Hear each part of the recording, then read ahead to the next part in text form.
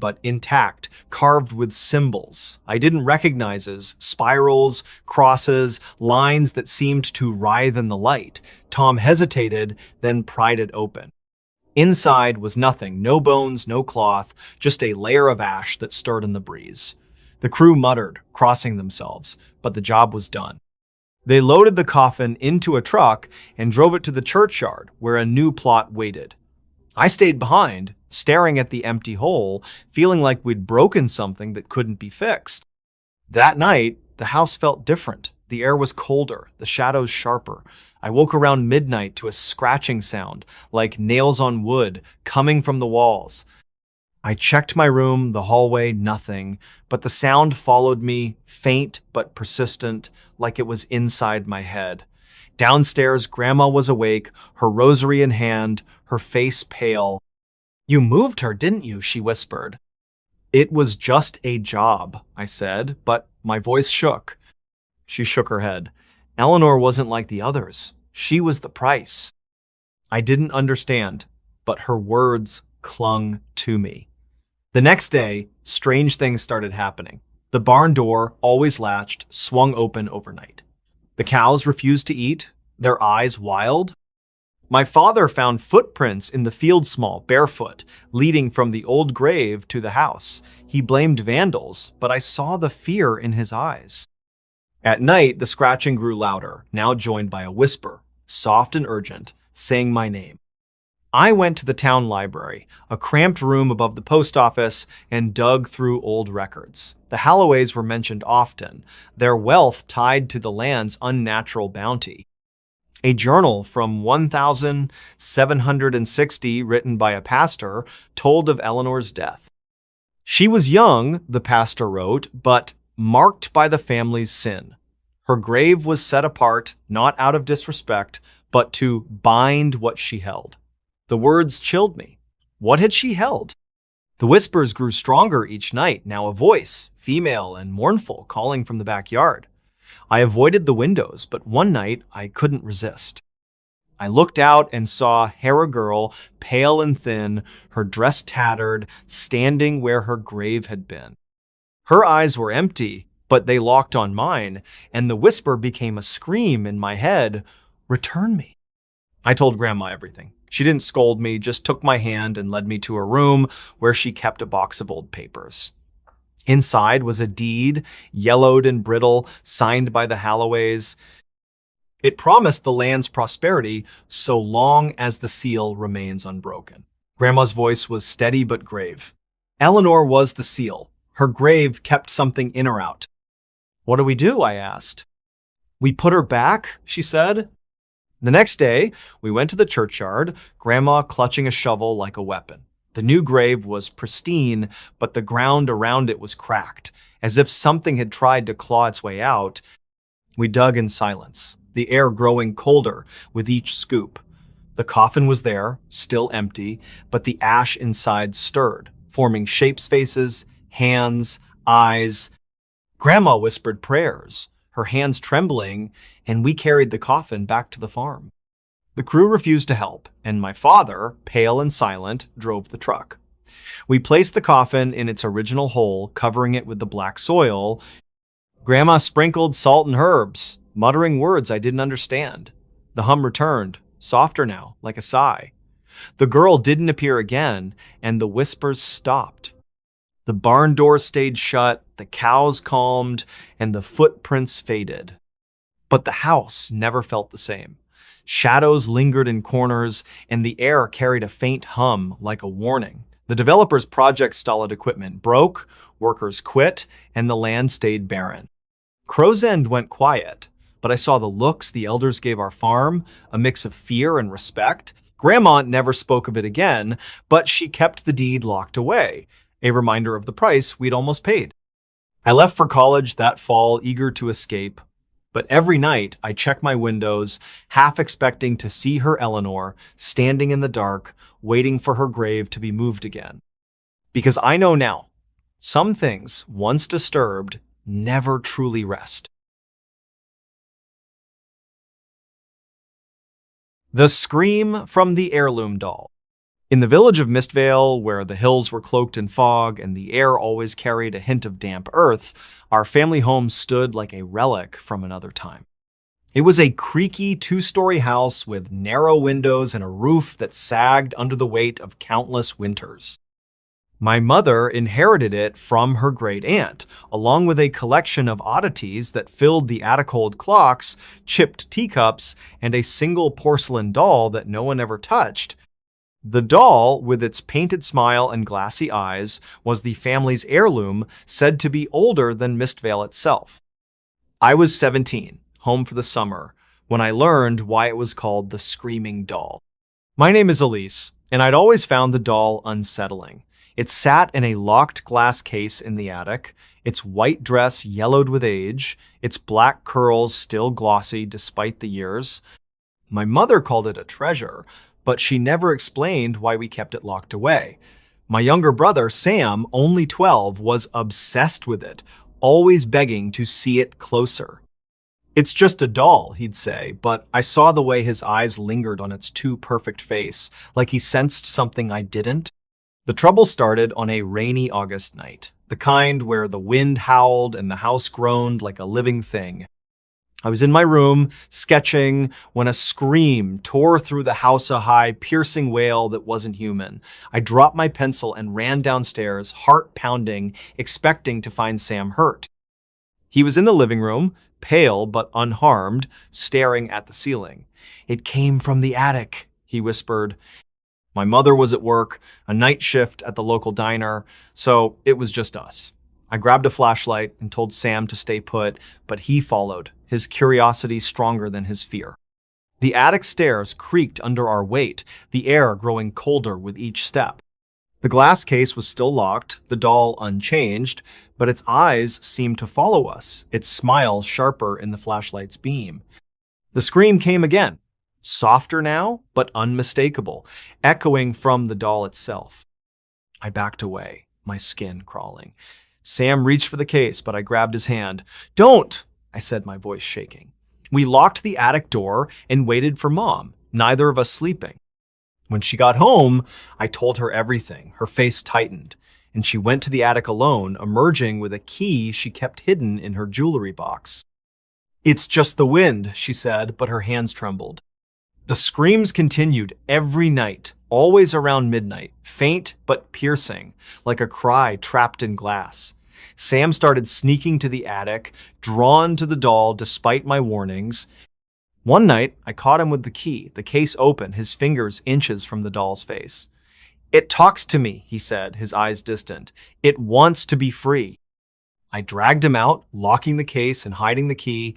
The next day, I went to the village archive, a dusty room in the town hall, to find answers. The librarian, Mrs. Varn, knew every story Mistvale held. I asked about the doll, and her eyes darkened. She pulled out a ledger from the 1800s, its pages brittle with age. The doll, she said, was made by a woman named Clara Hollowell, a toy maker who'd lost her daughter, Lila, to fever. Clara poured her grief into the doll, crafting it in Lila's likeness, but rumors said she wove something else into it, something not of this world. "They say Clara made a pact," Mrs. Varn whispered, "to keep Lila's spirit close. But spirits don't rest easy in porcelain. The doll was locked away after Clara vanished, and every family that owned it heard the screams." "What does it want?" I asked. Mrs. Varn shrugged. "No one knows, but it's tied to the Hallowells and your family's blood." I didn't tell Mom what I'd learned. She'd always dismissed the doll's history, but I saw the fear in her eyes when the screams woke her. The noises grew worse, scratching, whispers, footsteps in the attic when no one was there. Sam grew quieter, his obsession with the doll deepening. One night, I found him sleepwalking, standing before the locked case, muttering words I couldn't understand. I called Mrs. Varn desperate. She came to the house with a bundle of sage and a small iron knife. "The doll's a vessel," she said. "It holds something, maybe Lila, maybe something worse. You need to break the bond." She showed me a ritual. Burn the sage, carve a symbol of release a circle with a slash into the case, and bury the doll far from the house. Mom was skeptical but agreed, too tired to argue. That night, we went to the attic, the air thick with the smell of dust and something sweeter, like rotting flowers. The doll's eyes seemed to glow, its smile mocking. Mrs. Varn lit the sage, the smoke curling toward the ceiling, and carved the symbol into the glass. The scream came again, louder, shaking the walls. Sam lunged for the case, his eyes wild. "She needs me!" he shouted. I pulled him back, my arms aching as he fought. Mrs. Varn opened the case, and the air turned cold. The scream, now a wail that clawed at my mind. She grabbed the doll, wrapping it in cloth, and we ran outside, the rain soaking us. We drove to a field beyond Mistvale, where the earth was soft and untouched. Mrs. Varn dug a hole, muttering prayers, and buried the doll deep, covering it with salt and ash. The scream stopped. The house felt lighter, the air cleaner. Sam snapped out of his trance, confused but himself again. Mom burned the glass case in the backyard, the flames hissing in the rain. We never spoke of it, but I saw the relief in her eyes. Months later, I found a scrap of Clara's journal in the attic, hidden in a crack in the floor. It read, "Lila is in the doll, but so is her pain. Forgive me. I burned it, hoping it would end things." The house is quiet now, but sometimes, when the wind howls, I hear a faint cry, like a voice trapped in porcelain, reminding me of the scream we buried but never silenced. The voice behind the empty phone.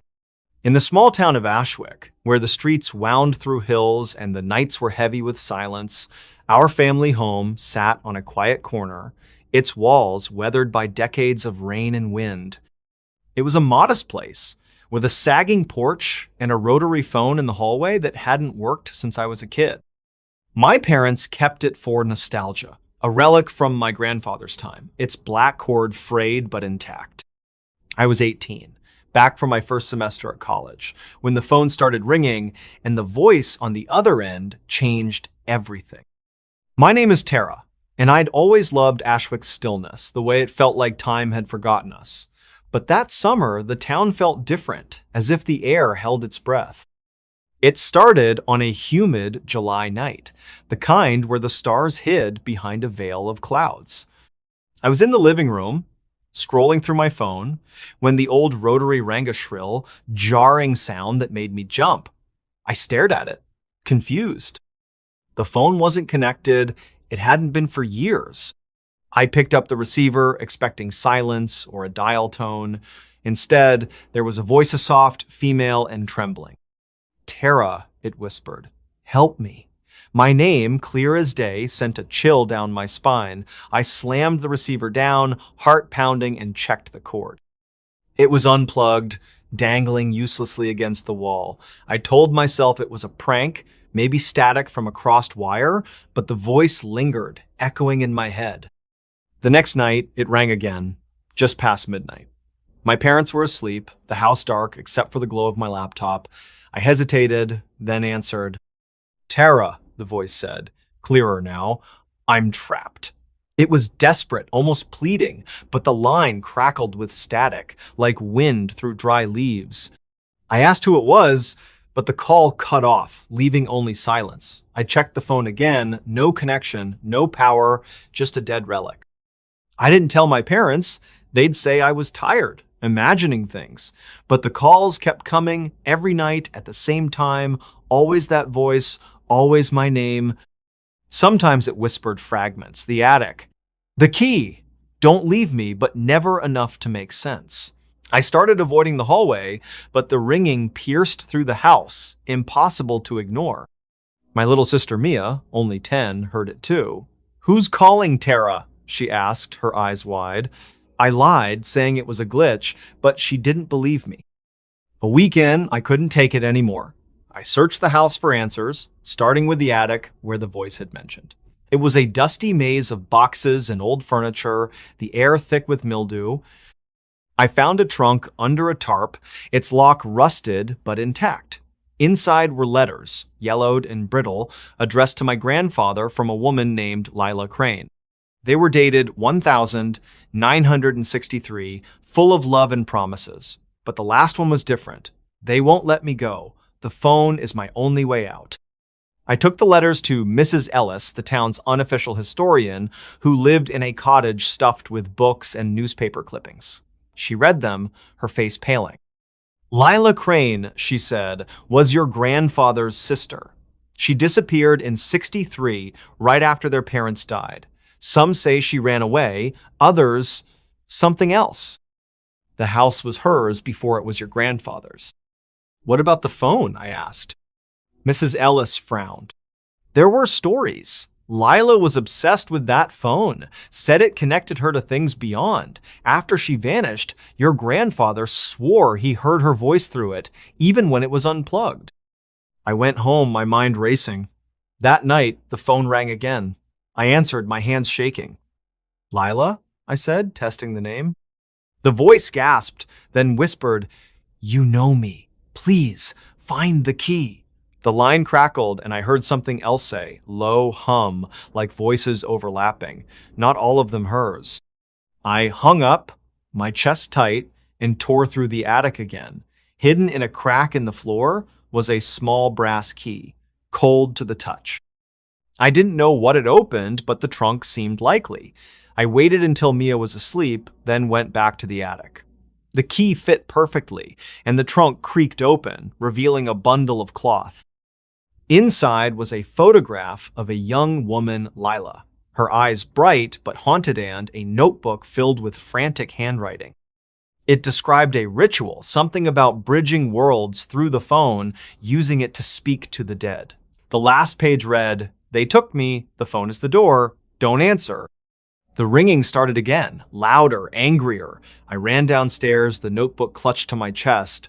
The voice wasn't Lila's this time, it was deeper, harsher, chanting my name like a curse. I yanked the phone from the wall, its cord snapping, but the ringing didn't stop. It came from everywhere, walls, floors, my own head. Mia woke, screaming, and I grabbed her, locking us in my room. The next day, I took the notebook to Mrs. Ellis. She read it, her hands trembling. Lila opened something she couldn't close, she said. The phone's a conduit, tied to her, and whatever took her, you need to sever it. She gave me instructions. Burn the notebook, salt the phone, and bury both far from the house. That night, I did as she said, my parents still at work, unaware. Mia watched, clutching my hand, as I burned the notebook in the backyard, the flames casting shadows that seemed to writhe. I poured salt over the phone, its plastic case oddly warm, and drove to a field outside Ashwick. I buried it deep, the ground swallowing it like a hungry mouth. The ringing stopped. The house felt lighter, the air less heavy. Mia slept through the night for the first time in weeks, but I couldn't shake the feeling that something lingered. I found a photo of Lila in my room a week later, tucked under my pillow, though I'd never brought it there. I burned it too, whispering an apology to her. Ashwick is quiet now, but I avoid the hallway where the phone once sat. Sometimes in the dead of night, I hear a faint hum, like a voice waiting to be heard. I don't answer. I never will. Because I know now, some calls come from places you can't hang up from. 3 nights in the empty hospital? In the forgotten town of Holleridge, where the wind howled through crumbling streets and the hills cast long shadows, stood the old St. Agnes Hospital. It was a hulking relic of gray stone, its windows boarded, its doors chained since it closed in the 80s after a fire killed half the staff. The locals avoided it, whispering of screams echoing through its halls long after it was abandoned. I was 19, a thrill seeker with a camera and a blog, when I decided to spend 3 nights in St. Agnes for a dare. I thought it'd be an adventure. I was wrong. My name's Riley, and I'd built a small following online by exploring abandoned places, factories, schools, the usual. St. Agnes was my biggest challenge yet, a place even my friend Jake, who joined me on other trips, refused to touch. That place isn't right, he said, but I laughed it off, packing my sleeping bag, flashlight, and a cheap recorder for ambiance. The plan was simple. Document 3 nights, take some photos, and get out. Hollow Ridge was a ghost town, so no one would bother me. Night 1. I arrived at dusk. The sky bleeding red over the hills, the hospital loomed like a fortress, its silhouette jagged against the horizon, the chain on the main door was rusted, easy to pry open with a crowbar. Inside, the air was thick with dust and the faint smell of antiseptic, like the building hadn't forgotten its past. The lobby was a wreck overturned chairs, peeling paint, a reception desk coated in grime. My footsteps echoed as I set up camp in a corner, my sleeping bag looking pitifully small in the vast space. I explored the first floor, my flashlight cutting through the dark. The halls were lined with gurneys, some with straps dangling like skeletal fingers. In one room, I found patient files scattered on the floor, their pages brittle, names faded. I took photos, the flash making the shadows jump. Around midnight, my recorder picked up a faint hum, like a distant voice coming from the stairwell. I checked, but it was just pipes, or so I told myself. I went to bed uneasy, the hum lingering in my ears. Night 2. I woke to silence, the kind that presses against your chest. My phone showed 3 a.m., but it felt later, like time had slipped. I grabbed my flashlight and explored the second floor, where the fire had hit hardest. The walls were blackened, the air bitter with old smoke. In the surgical wing, I found an operating table, its metal stained with something too dark to be rust. My recorder caught whispers now, not one voice, but many, overlapping, too faint to make out. I played it back, my skin crawling as I heard my name, Riley, buried in the static. I ran back to the lobby, telling myself it was a trick of the mind. But the shadows seemed wrong, moving when they shouldn't, pooling in corners like ink. I checked my photos from earlier. Most were normal, but one showed a figure in a doorway, tall and thin, its face a blur. I hadn't seen it when I took the shot. I deleted it, my hands shaking, and stayed awake, clutching my crowbar. Night 3. By the third night, I was exhausted, my nerves frayed from lack of sleep. The hospital felt alive, its walls creaking, its air heavy with something watching. I decided to leave at dawn, but I wanted one last sweep, this time the basement where the morgue was. The stairs were narrow, the air colder with each step. The morgue was a long room, its steel drawers glinting in my flashlight's beam. One was ajar, and I froze, hearing a scrape from inside, like nails on metal. I backed away, but the whispers returned, louder, chanting my name. My recorder was on, catching every word. "Stay, Riley, stay!" I ran, tripping over debris, and reached the lobby, where my sleeping bag was shredded, its stuffing scattered like snow. The front door, which I'd left propped open, was now shut, the chain back in place. I pried it open, my hands slipping, and stumbled outside, the dawn light blinding. I drove straight to Jake's house, an hour away, and showed him the recordings. His face went pale as he listened to the voices, clear now dozens, all saying my name. "You shouldn't have gone," he said. "He told me what the locals knew but never shared. St. Agnes wasn't just a hospital. It was built on a burial ground, and the fire wasn't an accident, it was a purge meant to seal something in. Those who died didn't leave." I never went back to Hollow Ridge. I deleted my blog, burned the photos, and smashed the recorder. But sometimes, at night, I hear a hum, like the one from that first night, and I feel the hospital's pull, as if it's still calling me to stay. 3 nights were enough to know. Some places don't let you go, even when you leave. Greeted by the dead. In the quiet village of Thornvale, where mist curled through the pines and the river murmured secrets, our family home stood at the edge of an ancient cemetery. It was a modest, ivy-clad house, its windows fogged with age, its walls steeped in the damp chill of the valley. The cemetery, A tangle of weathered headstones and gnarled trees was older than the village itself, its graves marked by names long forgotten. As a skeptical 16-year-old, I thought the stories about Thornvale's dead were just tales to scare kids. But the summer I came home from boarding school, I learned what it meant to be greeted by those who'd long since passed. My name is Emma, and I'd grown up hearing whispers about the cemetery.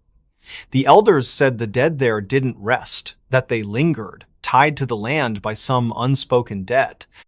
My parents, both accountants, laughed off the tales, but my Aunt Clara, who lived with us, was different. She'd sit on the porch at dusk, staring at the graves, her fingers tracing patterns in the air.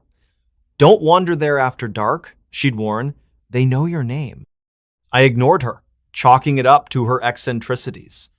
But that June, the air felt heavier, the cemetery's shadows sharper.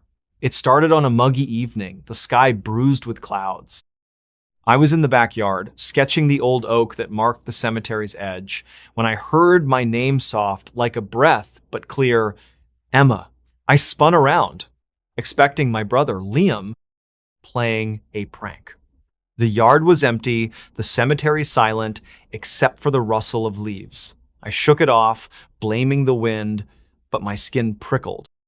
That night, I woke to the same voice, louder now, coming from the window overlooking the graves. "Emma," it said, drawn out, almost pleading. I peered out, my breath fogging the glass. The cemetery was dark, but one headstone glowed faintly, its inscription unreadable from a distance. I closed the curtains and didn't sleep, the voice echoing in my head. The next day, I told Liam, who was 14 and fearless. He grinned, sensing an adventure. "Let's check it out," he said, grabbing a flashlight. I hesitated, but followed, not wanting to seem scared. We crept into the cemetery at dusk, the air thick with the scent of moss and decay. The glowing headstone belonged to a woman named Abigail Wren, died 1847, her name carved deep into the stone. The ground around it was soft, like it had been disturbed, and the air felt cold, too cold for summer. As we stood there, the voice came again, "Emma," from nowhere and everywhere. Liam's flashlight flickered, and he grabbed my arm. "Did you hear that?" he whispered. I nodded, my heart pounding. We ran back to the house, locking the door, but the voice followed, now a chorus. Multiple voices whispering my name through the walls. I told Aunt Clara the next morning, expecting her to dismiss it. Instead, she paled, her hands clutching her tea mug. "You heard Abigail," she said. "She's one of the old ones, tied to this place. She knows you because you're here." "What does she want?" I asked, my voice barely audible. Clara's eyes were distant. "The dead don't always want. Sometimes they just reach out." She wouldn't say more, but she gave me a charm, a small iron pendant etched with a spiral end, told me to wear it. "It keeps them quiet," she said. I wore it, but the whispers didn't stop. Every night, they grew louder, now joined by footsteps, soft but deliberate, circling the house. Liam heard them too, his bravado fading. One night, he woke me, his face pale. "She's outside my window," he said. I looked, and there she was, a figure, faint and gray, her dress tattered, her face blurred, but her eyes fixed on me. I dragged Liam to the library the next day, a cramped building filled with dusty records. The librarian, Mr. Tate, knew Thornvale's history better than anyone. I asked about Abigail Wren, and he pulled a journal from 1847, its pages brittle. Abigail, it said, was a healer accused of witchcraft after a fever swept the village. They buried her in unhallowed ground outside the churchyard to keep her spirit bound. The journal ended with a warning. She speaks to those who live on her land. That night, the whispers became a scream, sharp and anguished, rattling the windows. I found Clara in the kitchen, clutching her charm, her eyes wild. "She's angry," she said. "The cemetery's shifting. Something's waking them all."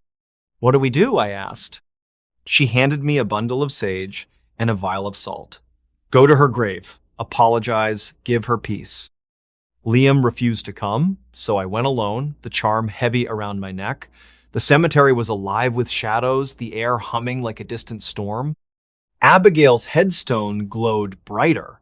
The ground around it cracked. I lit the sage, its smoke curling upward, and sprinkled salt over the grave.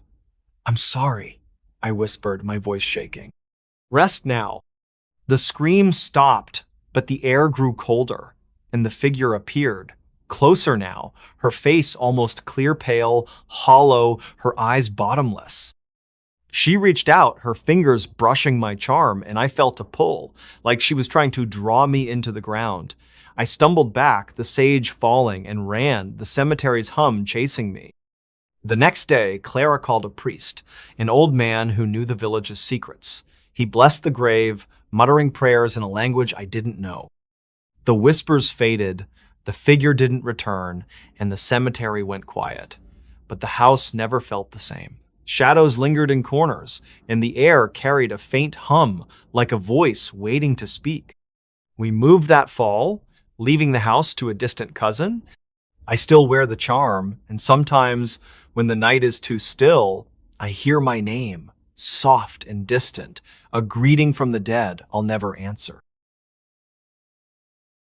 The figure in the CCTV never seen by human eyes.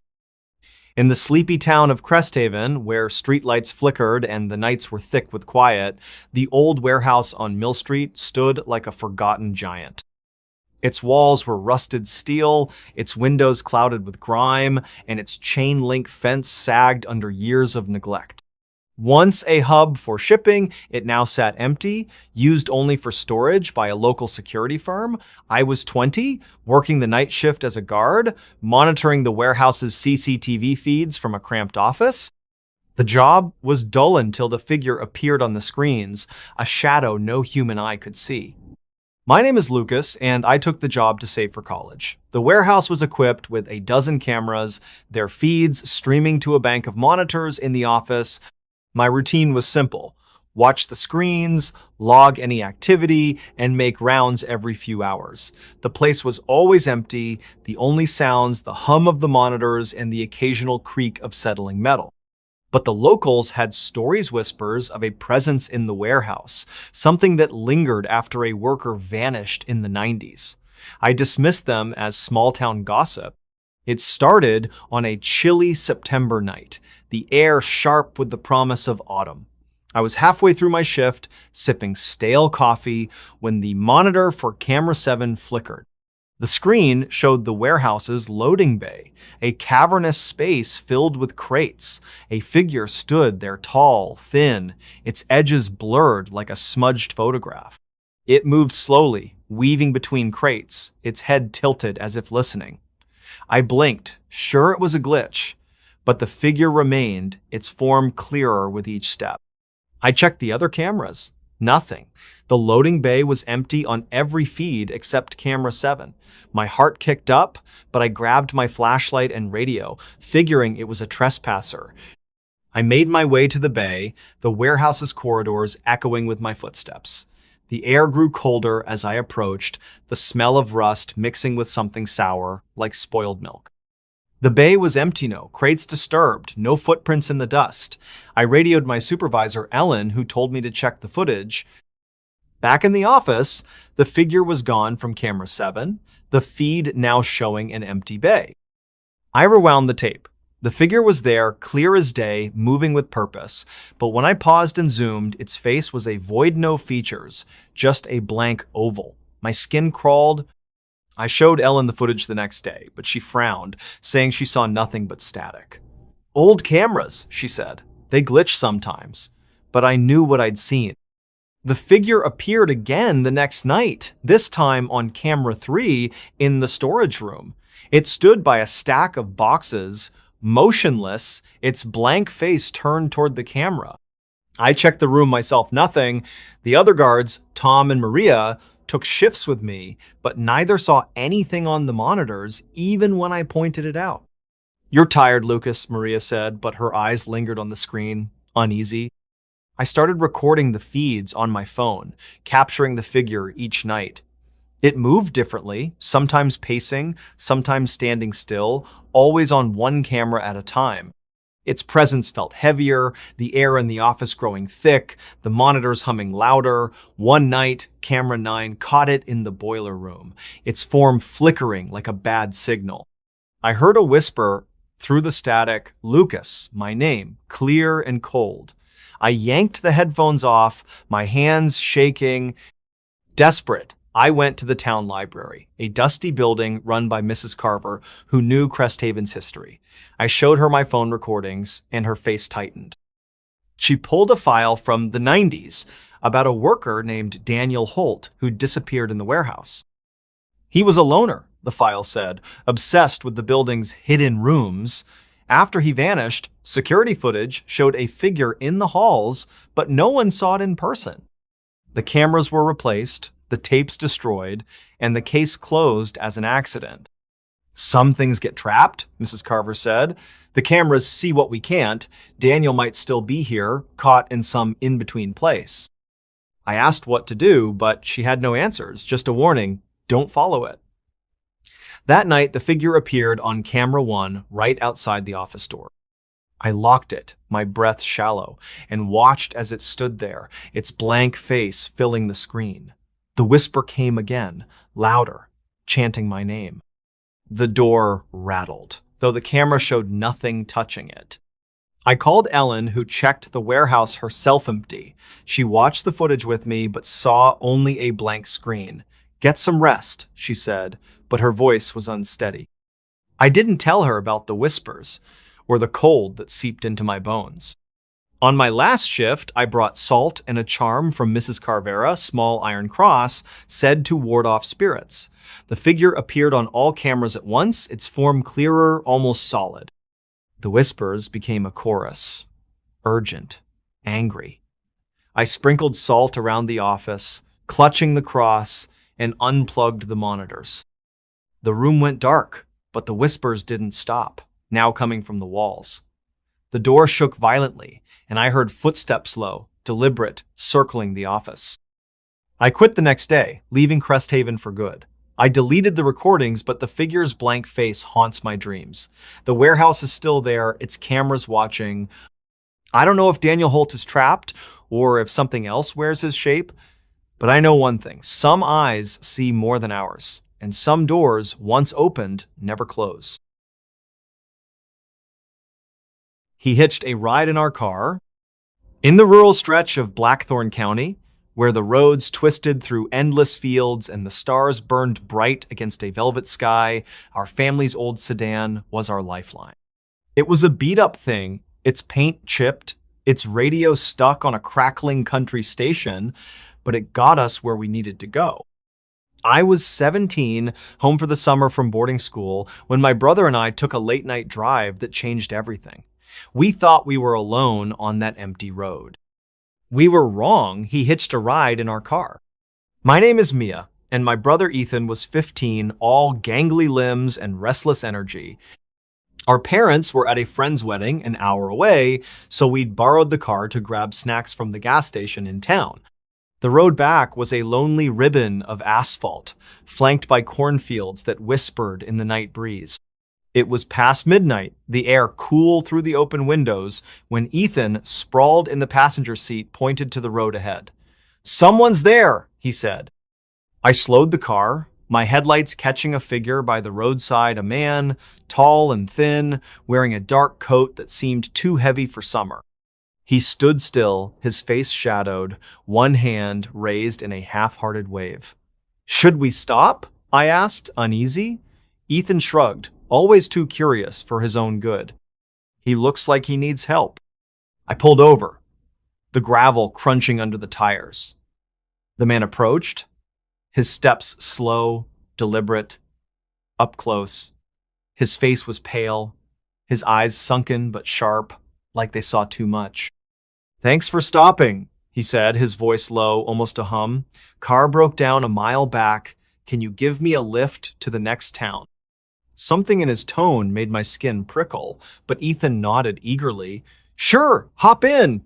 I shot him a look, but the man was already climbing into the back seat, the door creaking shut. He smelled faintly of damp earth and something metallic, like old coins. I glanced at him in the rearview mirror, but his face was blurred, like a photo out of focus. "What's your name?" Ethan asked, twisting to look at him. "Call me Jonah," he said, his smile thin, "just passing through." I drove, the road stretching endlessly ahead. The radio crackled, spitting static instead of music. Jonah was quiet, but I felt his presence, heavy and cold, like a weight pressing on my chest. Ethan kept chatting, asking where Jonah was from, but his answers were vague around nowhere special. I noticed the car felt sluggish, the engine straining, though the tank was full. Halfway to town, the air grew colder, the windows fogging despite the warm night. Ethan's chatter slowed, his voice faltering. I glanced in the mirror again, and Jonah's eyes met mine, unblinking, too bright in the dark. "You're a kind girl, Mia," he said, though I hadn't told him my name. My hands tightened on the wheel. "How do you know my name?" I asked, my voice sharper than I meant. He didn't answer, just smiled wider, his teeth glinting. The radio burst into a loud hum, like voices overlapping, and the car swerved, the wheel jerking in my hands. Ethan yelped, grabbing the dashboard. "What's going on?" he shouted. I fought to steady the car, my heart pounding, but the road seemed to twist, the fields closing in. "Stop the car!" Jonah said, his voice no longer soft but commanding, like a blade. I slammed on the brakes, the car skidding to a stop. The headlights flickered, and in their beam, I saw the road was empty, no fields, no trees, just a gray void. Jonah leaned forward, his breath cold on my neck. "You shouldn't have stopped," he whispered. Ethan screamed, and I turned to see Jonah's face change, his skin graying, his eyes sinking into black pits. I fumbled for the door, dragging Ethan out with me. We ran, the car's headlights fading behind us, the void swallowing the road. I don't know how long we ran, but we reached a gas station, its neon sign a beacon in the dark. The clerk, an old man named Gus, saw our panic and let us in, locking the door. We told him everything, our words tumbling over each other. Gus's face hardened. "You picked up Jonah," he said, like it was a fact, not a question. He pulled a dusty book from under the counter, its pages filled with newspaper clippings. One from 1974 described a man named Jonah Reed, a drifter who died on that road, hit by a truck. Since then, locals said he hitched rides, appearing to drivers at night, never reaching town. "He's not alive," Gus said, "and he doesn't leave alone." We called our parents, who picked us up, shaken but safe. The car was found the next day, parked neatly by the roadside, its engine dead. Inside, the back seat was covered in dirt, the air thick with that metallic smell. I never drove that road again, but Ethan swore he saw Jonah in the rearview mirror of other cars, waiting. We moved to the city that fall, leaving Blackthorn County behind. But sometimes, at night, I hear a hum like static, and I check my mirrors, half expecting those bright eyes. Jonah's still out there, hitching rides, and I know one thing. Some passengers never get out. The guest room never empty. In the heart of a small coastal town, nestled between salt-worn cliffs and the restless sea, stood a house that everyone knew as the Everly Cottage. It was not grand, nor was it particularly old, but it had a reputation that clung to it like the mist that rolled in from the ocean each morning. The locals spoke of it in hushed tones, not out of fear, but out of reverence. The guest room in Everly Cottage, they said, was never empty. The house belonged to Clara Everly, a woman in her late 50s whose warm smile and sharp wit made her a beloved figure in the town. Her hair, streaked with silver, was often tied loosely at the nape of her neck, and her eyes held the kind of depth that suggested she had seen more of life than most. Clara had lived in the cottage her entire life, inheriting it from her mother, who had inherited it from hers. The Everly women, it was said, had a quiet, unexplainable ability to draw people to their doorstep. The guest room was on the second floor, a modest space with a single bed draped in a faded quilt, a wooden chair by the window, and a small desk with a lamp that flickered when the wind howled too fiercely. The room was unremarkable, yet it was the heart of the cottage's mystery. No one could recall a time when it had been unoccupied. Travelers, strangers, and even locals in need of solace found their way to Clara's door, and she never turned them away. Some stayed for a night, others for weeks, but the room was never left vacant for long. The moment one guest left, another would arrive, as if guided by some unseen force. Clara herself never questioned it. She believed the cottage had a soul, one that called to those who needed it most. She had grown up watching her mother tend to the endless stream of visitor sailors seeking refuge from storms, wanderers with nowhere else to go, or heartbroken souls looking for a place to mend. As a child, Clara would sit at the top of the stairs, listening to the murmur of voices from the guest room, wondering what stories the walls had absorbed. One autumn evening, as the sky burned orange and the air carried the sharp tang of salt, a young man named Elias arrived at the cottage. He was thin, with a face that seemed too young for the weariness in his eyes. His coat was threadbare, and he carried a leather satchel that looked as though it had seen better days. Clara was in the kitchen, kneading dough for bread, when she heard the knock. She wiped her hands on her apron and opened the door, her smile as warm as ever. "You must be tired," she said, stepping aside. "Come in. The guest room's ready for you." Elias hesitated, his fingers tightening around the strap of his satchel. "How did you know I needed a place to stay?" Clara chuckled softly. "The cottage always knows." He followed her inside, his boots leaving faint traces of mud on the worn wooden floor. The house smelled of rosemary and freshly baked bread, and the warmth of the hearth seemed to wrap around him like a blanket. Clara led him upstairs to the guest room, where the bed was neatly made and a single candle flickered on the desk. "Rest as long as you need," she said. "Supper's in an hour if you're hungry." Elias nodded, too tired to ask questions. He sat on the edge of the bed, staring at the walls as if they might speak. He had been running for weeks, though from what, he couldn't quite say. A failed business, a broken engagement, a life that had unraveled faster than he could stitch it back together.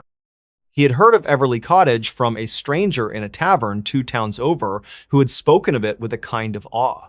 "Go there," the man had said. "It's where lost things find their way." That night, Elias slept more deeply than he had in months. The sea roared outside, but the guest room was a cocoon of quiet, its walls holding him in a gentle embrace. When he woke, the candle was still burning, though it should have guttered out hours ago. He dressed and joined Clara downstairs, where she served him eggs and toast with a pot of strong tea. "You look like you've carried a heavy load," she said, sitting across from him. Elias stared into his cup. "I don't know where I'm going anymore." Clara nodded, her eyes kind but piercing. "Most don't when they get here, but the cottage has a way of showing you." Over the next few days, Elias settled into a rhythm. He helped Clara with small chore shopping wood, tending the garden, fixing a loose shutter. In return, she shared stories of the guests who had come before him. A painter who found her muse in the cliffs, a widow who left with a smile after years of grief, a sailor who swore the room had whispered to him in his sleep. Elias listened, half skeptical, half entranced. He began to notice things about the guest room, the way the light seemed to linger longer than it should, the way the air felt heavier, as if saturated with unspoken words. One night, unable to sleep, Elias sat at the desk and opened his satchel. Inside was a notebook, its pages filled with half-finished poems he had written in better times. He hadn't touched it in months, but something about the room urged him to pick up the pen. Words flowed effortlessly, spilling onto the page like water from a spring. By dawn, he had written more than he had in years, each line raw and honest, as if the room had coaxed the truth out of him. Days turned into weeks, and Elias felt the weight in his chest begin to lift. He laughed more, his hands grew steadier, and he started to see the world in colors again. One morning, as he helped Clara hang laundry in the yard, she looked at him with a knowing smile. "You're ready to go, aren't you?" she asked. Elias paused, a clothespin in his hand. "How do you know?" "The cottage told me," she said, her eyes twinkling. "It always does." That evening, Elias packed his satchel, his notebook now brimming with new poems. He stood in the guest room one last time, running his fingers along the edge of the desk. "Thank you," he whispered, though he wasn't sure to whom or what. As he stepped out into the cool night air, another figure appeared on the path, leading to the cottage, a woman with a suitcase, her face etched with worry. Clara greeted her with the same warmth she had shown Elias, leading her inside without a moment's hesitation. Elias glanced back as he walked away, knowing the guest room would not stay empty for long. Years later, Elias would return to the town, his poems now published, his life rebuilt. He stood outside Everly Cottage, watching as Clara welcomed yet another stranger. The guest room's window glowed faintly, a beacon for the lost. He smiled, knowing that whatever magic lived in that room, it was not his to understand, only to be grateful for. And so, the guest room in Everly Cottage remained as it always had. Never empty, always waiting, a quiet haven for those who needed it most. Something in Grandma's attic? The summer I turned 12, my parents sent me to stay with Grandma Rose in her old house on the edge of Willow Creek. It was a sprawling, creaky place with sagging shutters and a wraparound porch that groaned underfoot. The town itself was small, tucked into a valley where the air always smelled of pine and damp earth.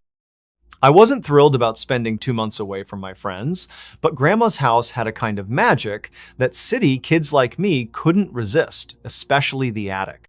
Grandma Rose was a wiry woman with a crown of white curls and eyes that sparkled like she knew secrets the rest of the world had forgotten. She wore aprons with faded floral patterns and always had a kettle whistling on the stove. Her house was a museum of oddities, glass jars filled with buttons, a grandfather clock that chimed at random, and shelves crammed with books that smelled of mildew. But the attic was the real mystery. Grandma called it the memory room, and she rarely went up there.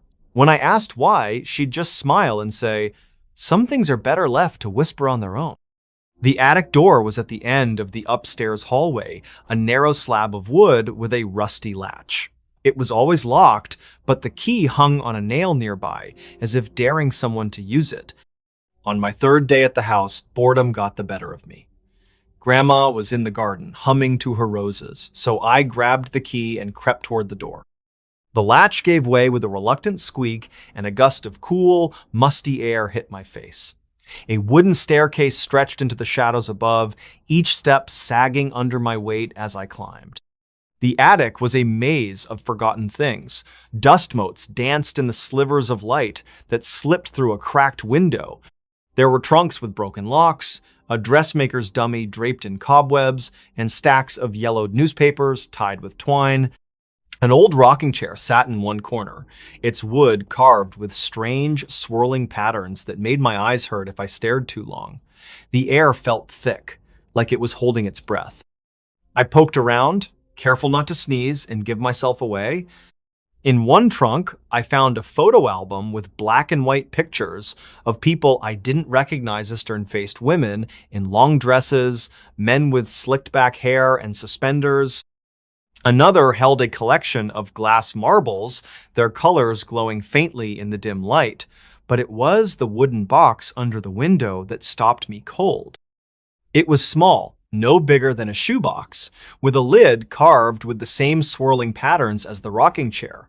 There was no lock, but the lid felt heavy, like it didn't want to be opened. I hesitated, my fingers hovering over the wood. The attic was quiet, but I could have sworn I heard a faint hum, like a voice too soft to make out. My heart thumped, but curiosity won out. I lifted the lid. Inside was a single object, a brass pocket watch, its face cracked and its hands frozen at 3:17. It was tarnished, but the engravings on the case were still sharp vines and leaves curling around a single word, Eterna. I picked it up, expecting it to be cold, but it was warm, almost hot, against my palm. The moment I touched it, the humming grew louder, vibrating through my chest. The attic seemed to shift, the shadows stretching and curling like smoke. I dropped the watch back into the box and slammed the lid shut. The humming stopped, but my ears were ringing. I backed away, tripping over a crate and landing hard on the floor. The rocking chair creaked, though there was no breeze. I scrambled to my feet and bolted down the stairs, locking the door behind me. When Grandma asked why I looked so pale at dinner, I mumbled something about a spider and changed the subject. That night, I couldn't sleep. The house was alive with noisy squeaks, whispers, the faint tick of a clock that shouldn't be ticking. I kept thinking about the watch and that word, eterna. It sounded like eternal, and the thought made my skin crawl. What was it doing up there, hidden in a box that felt like it didn't belong to this world? The next day, I tried to stay busy. I helped Grandma bake bread, weeded the garden, and even read one of her dusty novels. But the attic kept pulling at me, like a song I couldn't get out of my head. By afternoon, I was back at the door, key in hand. I told myself I'd just look at the watch again, maybe take it downstairs to show Grandma, but deep down, I knew it wasn't that simple. The attic felt different, this time colder, heavier. The rocking chair was closer to the window than I remembered, its carvings seeming to pulse in the light. I went straight to the box and opened it. The watch was still there, its hands still stuck at 3:17. I picked it up and the humming started again, louder now, like a chorus of voices overlapping. The air shimmered, and for a moment I saw something, a flicker of movement in the shadows, a figure that wasn't quite there. "Who's there?" I whispered, my voice shaking. No one answered, but the humming grew into words, faint and garbled, like a radio tuned between stations. I caught fragments time, stay, always. My hands trembled, but I couldn't put the watch down. The attic seemed to close in, the walls bending inward. Then, as suddenly as it started, the humming stopped. The watch went cold, and the shadows snapped back into place. I shoved the watch into my pocket and ran downstairs, locking the door again. I found Grandma in the kitchen, peeling apples. "What's this?" I blurted, holding out the watch. Her face changed, not angry, but sad, like she'd been waiting for this moment. She set the knife down and took the watch, turning it over in her hands. "Where did you find it?" "In the attic, in a box." She sighed, her shoulders sagging. "This belonged to your great-grandfather Elias. He was different. He believed time wasn't just something you lived through, it was something you could hold, bend, even break. This watch was his obsession." "What does Eterna mean?" I asked. "It's his promise," she said softly. "He swore he'd never leave us, not really. After he died, strange things happened. Clocks stopped, shadows moved. I hid the watch away, hoping it would quiet him." "Quiet him?" I echoed. Grandma looked at me, her eyes steady. "Some people don't let go, child, not even when they're gone. The rest of the summer, I stayed out of the attic." Grandma kept the watch in her room, locked the attic door for good, but I couldn't shake the attic. At night, I'd hear faint creaks, like footsteps overhead, or a soft ticking that seemed to come from the watch itself anywhere. When my parents came to pick me up, I was ready to leave, but part of me felt like I'd left something behind, not just the watch, but in the attic itself. Years later, after Grandma passed, I inherited the house. I went up to the attic one last time. The attic was empty now, cleared out by movers, but the rocking chair was still sat there, its carvings untouched by time. As I turned to leave, I heard Ita faint hum, like a whisper of something eternal, waiting in the dark. It wasn't me who came home late that night. In the quiet suburb of Maple Grove, where streetlights flickered and the nights were thick with silence, my family's house stood at the end of a cul-de-sac. It was a two-story home, unremarkable except for the ivy that clung to its brick walls and the creaky front gate that announced every visitor. I was 17, a senior in high school, and life was a predictable rhythm of classes, soccer practice, and late-night study sessions. But that autumn, something shifted, and it began with the night I swore I wasn't the one who came home late. It was a Friday, just past midnight.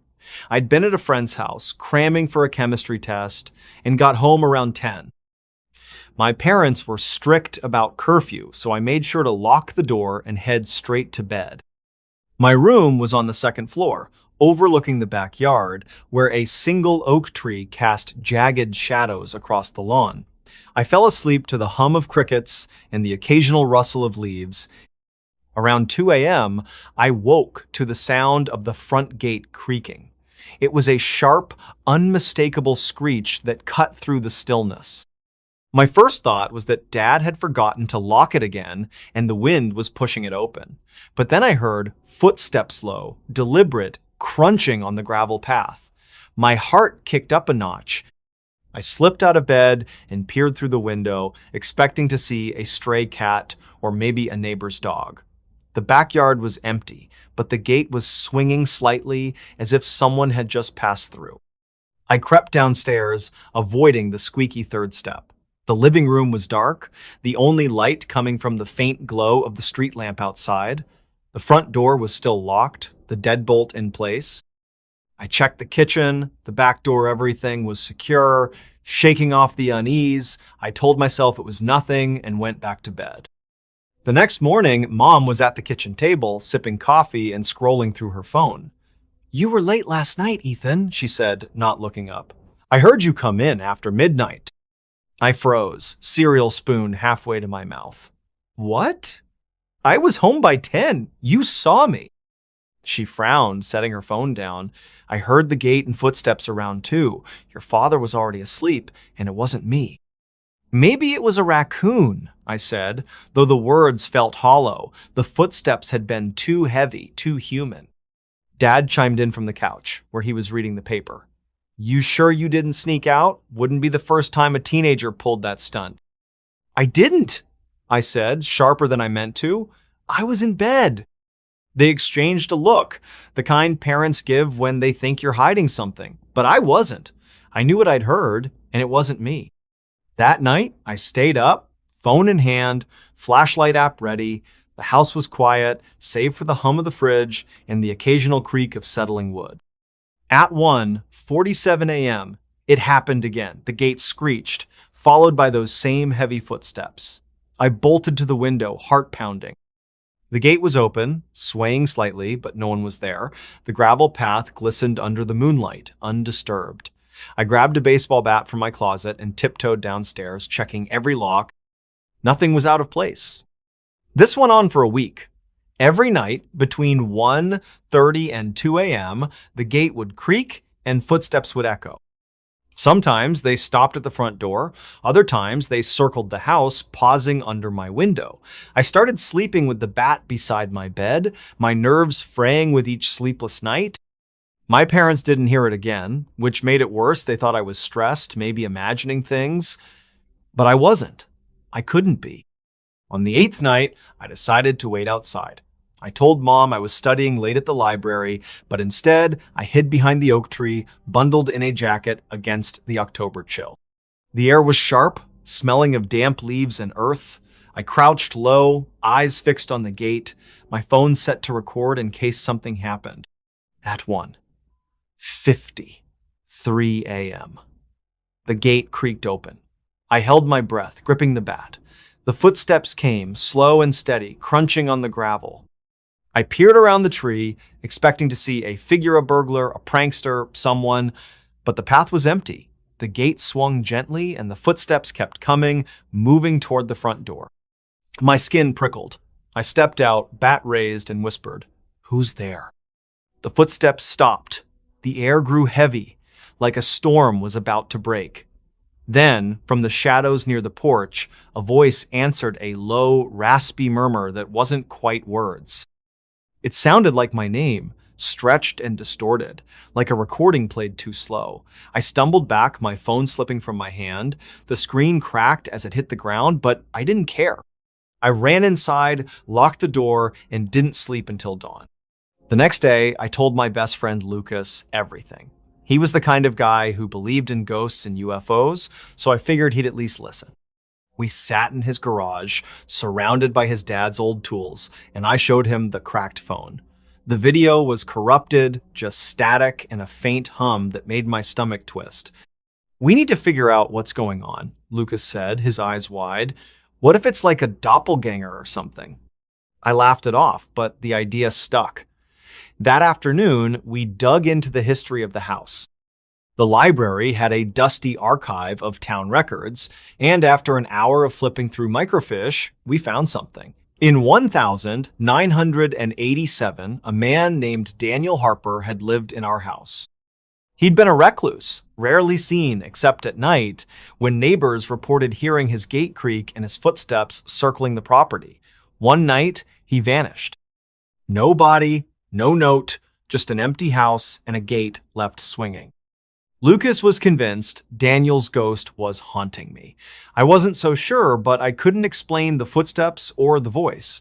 That night, we set up a plan. Lucas hid in the backyard with a flashlight while I waited inside, bat in hand. At 1:49 a.m., the gate creaked. Lucas texted me, "Nothing's there," but I heard the footsteps, louder than ever, moving toward the front door.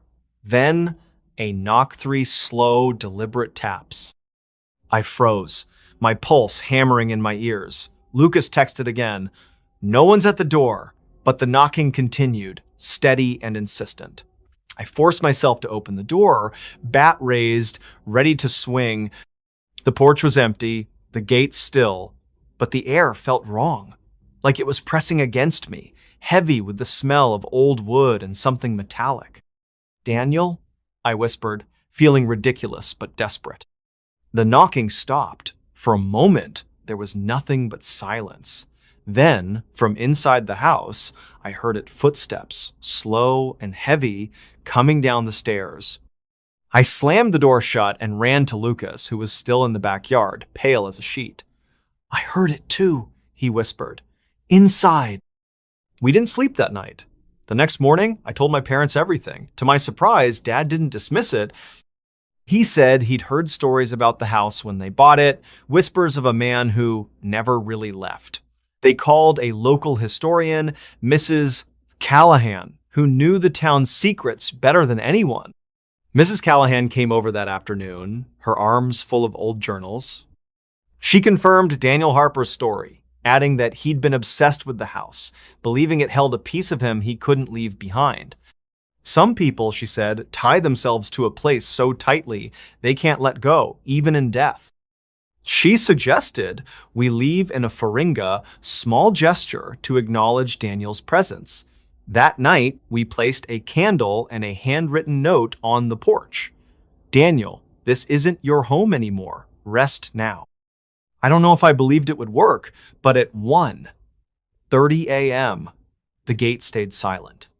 No footsteps, no knocking, just the quiet hum of the night. We never heard the footsteps again. The gate still creaks sometimes, but it's just the wind. At least, that's what I tell myself. But every now and then, when I'm home alone, I catch myself listening, wondering if it really was me who came home late that night or if something else did. The midnight guest from the empty house. The village of Eldwood was the kind of place where nothing ever happened. Tucked between rolling hills and a sluggish river, it was a cluster of stone cottages and narrow lanes where everyone knew everyone else's business. My family's house sat on the outskirts, a sturdy 2-story with ivy-covered walls and a garden that my mother tended obsessively. Across the lane stood the empty house, number 17, a sagging relic with boarded windows and a door that hadn't opened in years. The locals called it cursed, though no one could agree on why. All I knew was that it gave me the creeps, especially at night when its shadowed outline seemed to loom larger than it should. I was 16, stuck in Eldwood for the summer while my friends were off on beach trips or city adventures. My only company was my younger brother, Tim, who was 10 and far too curious for his own good. Our parents worked late at the local clinic, so most evenings it was just the two of us, eating microwave dinners and arguing over the TV remote. The empty house was a constant presence, its dark windows staring across the lane like unblinking eyes. Tim loved making up stories about it ghosts, monsters, secret societies. I'd roll my eyes and tell him to grow up, but secretly I avoided looking at number 17 after dark. It started on a muggy July night, the kind where the air clung to your skin like damp cloth. Tim was asleep, sprawled across the couch with a comic book on his chest. I was in the kitchen, scrolling through my phone, when I heard Ida knock at the front door, sharp and deliberate. It was 11:58 p.m., far too late for visitors. My first thought was that Mom or Dad had forgotten their keys, but their car wasn't in the driveway. I hesitated, my stomach twisting, then crept to the door and peered through the peephole. No one was there. The porch was empty, the lane bathed in the dim glow of a single streetlight. Number 17 stood silent across the way, its boarded windows like voids. I opened the door a crack, just to be sure. The night was still, not even a breeze to rustle the leaves. I locked the door and told myself it was a prank, maybe some kids from the village. But as I turned away, the knock came again, 3 slow, heavy thumps. This time, I flung the door open, ready to yell. The porch was still empty, but something caught my eye, a faint flicker of light in one of number 17's upstairs windows.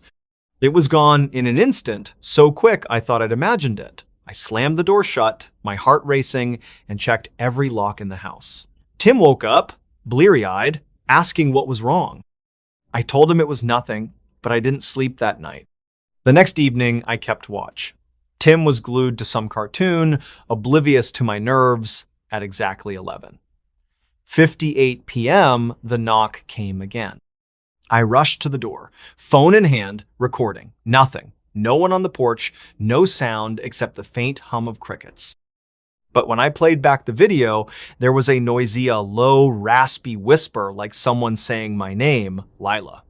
I deleted the video, my hands shaking, and told Tim to stay upstairs. The knocks continued every night, always at 11:58, always 3 thumps. I stopped opening the door, but the sound burrowed into my dreams. Tim started noticing my jumpiness and pestered me until I told him about the knocks. His eyes lit up, like this was the adventure he'd been waiting for. "It's the empty house," he said, grinning. "Someone's living there, and they want to talk to us." "No one lives there," I snapped. "It's been empty since before we were born." "Then let's find out," he said, already halfway to the door. I grabbed him before he could do anything stupid, but his words stuck with me. The next day, I went to the village library, a cramped building that smelled of old paper and dust. Mrs. Paper and Dust. Harrow, the librarian, was ancient, with a memory sharper than anyone's. I asked her about number 17. She pursed her lips, then pulled out a ledger from the 1970s. "Number 17 belonged to Margaret Wren," she said. "Lived there alone after her husband died in the war. She was odd-kept to herself, never left the house after dark. One night, in 74, she vanished. No trace, no note. The house has been empty since." "What do people say happened?" I asked. Mrs. Harrow leaned closer, her voice low. "Some say she made a deal with something she shouldn't have, something that didn't let her leave." I laughed it off, but her words clung to me like fog. That night, Tim begged to stay up and catch the ghost. I let him, mostly because I didn't want to be alone. We sat in the living room, lights dim, watching the clock. At 11:58, the knock came. Tim grabbed my hand, his excitement turning to fear. This time, the doorknob rattled like someone was testing it. I pulled Tim behind the couch, my pulse hammering. The rattling stopped, but then we heard footsteps low, heavy, circling the house. Tim whispered, "It's coming from number 17. I shushed him, but he was right.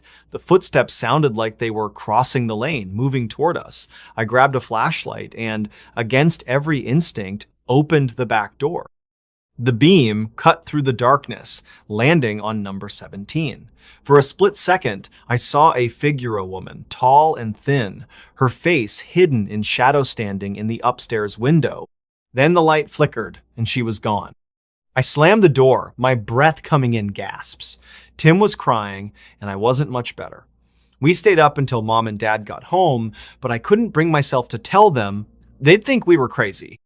The next day, Tim and I made a plan. We'd sneak into number 17 and figure out what was going on. It was a terrible idea, but the knocks were wearing me down and I needed answers.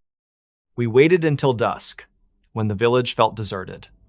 Number 17's front door was boarded shut, but a basement window was loose. We pried it open and crawled inside, the air thick with mold and something sweeter, like old flowers. The house was a wreck-peeling wallpaper, broken furniture, and a staircase that groaned under our weight. We crept upstairs, flashlights shaking in our hands. In the upstairs hallway, we found a door that wasn't boarded. It opened to a small room, empty except for a single chair and a cracked mirror on the wall. The mirror was strange, its surface cloudy, like it was holding smoke. As we stared, the air grew cold and the mirror rippled. A face appeared, not ours, but a woman's, pale and sharp-featured, her eyes locked on mine. She mouthed something I couldn't hear, but it felt like a warning. Tim screamed, and we ran, stumbling down the stairs and out through the basement. We didn't stop until we were back in our house, doors locked, lights blazing.